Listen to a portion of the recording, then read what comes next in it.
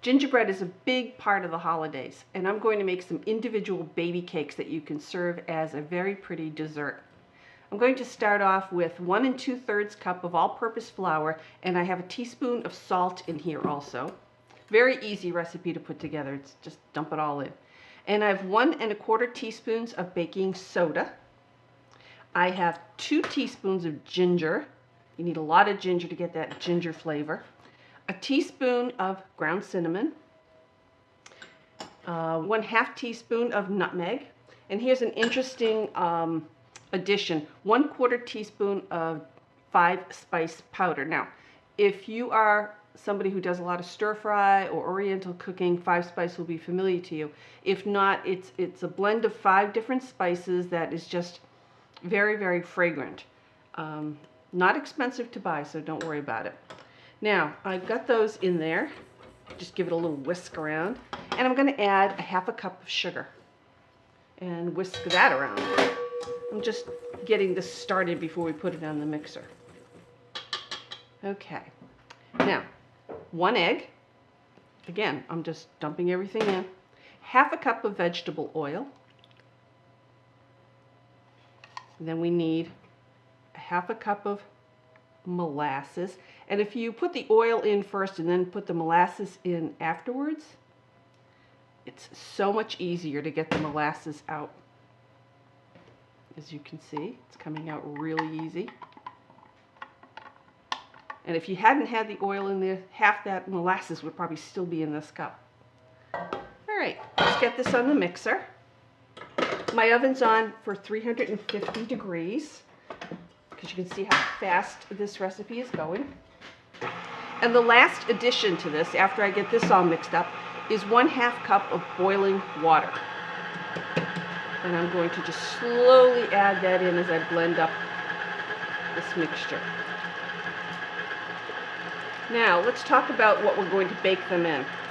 You can bake this in an 8-inch square pan, which is traditional, or you can make these as cupcakes, keeping in mind that these rise a lot. So when you put them in the cupcake papers, don't fill it 3/4, fill it 1/2.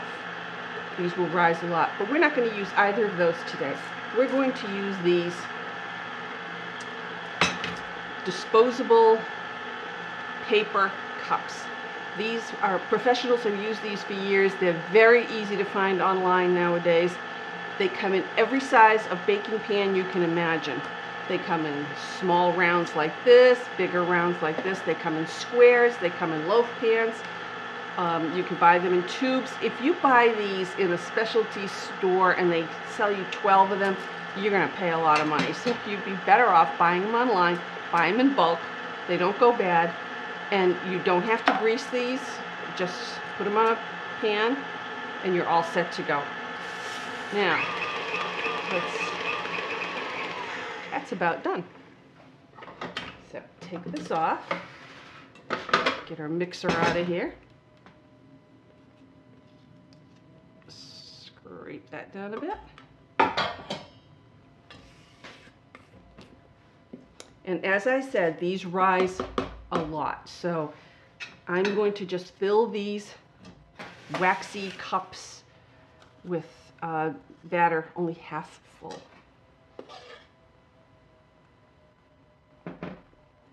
And if you're a little bit neater than I am, you won't get it all over the outside of the cup, which will look better when you take them out of the oven. There, that's about half full.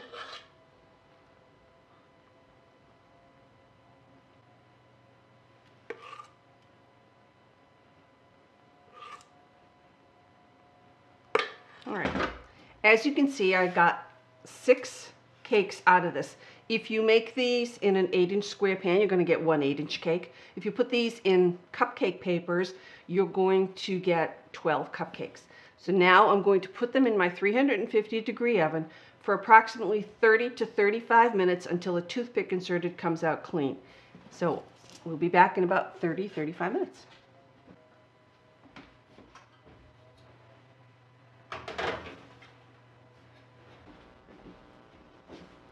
Here are our gingerbread cakes, fresh from the oven. They smell delicious, but we can't do anything with them just yet. They're way too warm. So I'm going to put them on the side to cool, and then I'm going to show you how we're going to decorate them in a very cute way. Now it's time to finish our gingerbread cakes. They've cooled off. They smell good.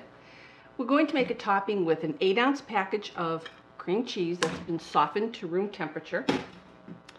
And to that I'm going to add just a little splash of vanilla. Pure vanilla, please. Makes a difference. All right, I have my whip attachment. And the reason we're going to use the whip attachment is we're going to whip some cream into this. And while that's whipping, I'm going to slowly add a half a cup of regular white sugar.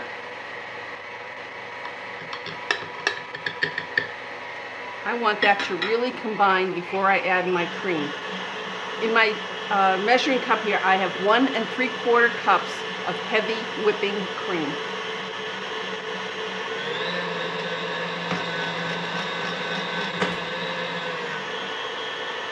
So I'm going to slowly add.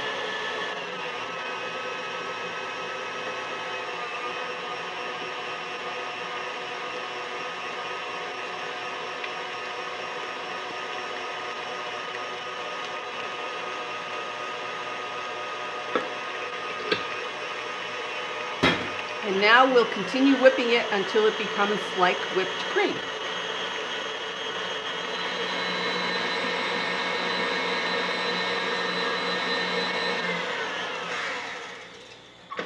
Let's check that. Close. Another minute or so.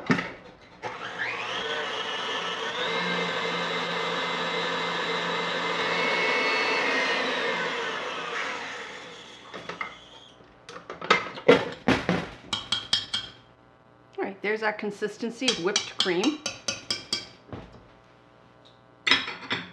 Now a piping bag with a fancy tip on it. You don't have to do this, you can spoon it on if you want to, but I think it'll look prettier this way.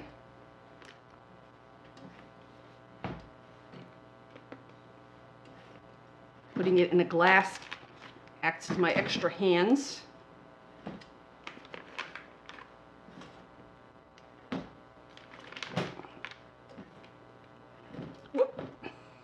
Almost had a mess there. All right, let's try with just this part.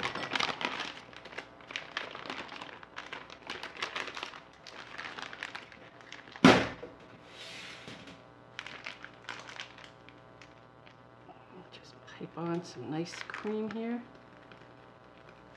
These will go into the refrigerator after you've piped everything on and decorated them, and let them sit in there so the cream cheese part of it will set up even more.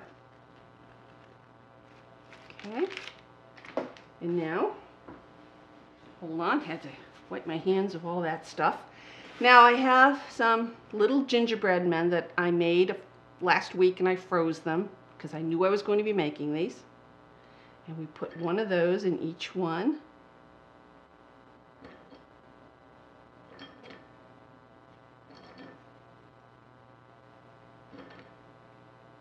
And then I have some little red and green sprinkles, which I'll put a few on each one, make it look even merrier.